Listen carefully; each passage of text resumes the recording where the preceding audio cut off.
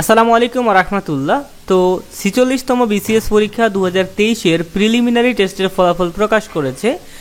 তো আজকে আমরা এটাই আপনাদের ডাউনলোড লিঙ্ক দিব। তো দেখতে পাচ্ছেন এটা হচ্ছে ৪৬তম বিসিএস পরীক্ষার প্রিলিমিনারি টেস্টের ফলাফল। তো এখানে কিন্তু আপনাদের রোল নাম্বার অনুযায়ী কিন্তু ফলাফলটি প্রকাশ করা হয়েছে।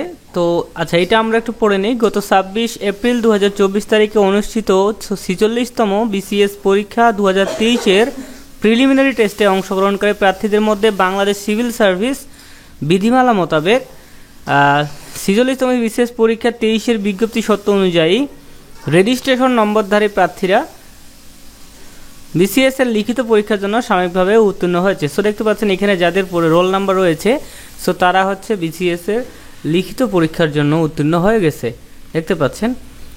তো এই পেজটা ডাউনলোড কিভাবে করতে হবে ওটা আপনি ভুলে যান, আপনাকে আমি এই পেজটা ডাউনলোড লিঙ্ক দিয়ে দিব, আপনি জাস্ট একটা ক্লিক করলেই ডাউনলোড করতে পারবেন।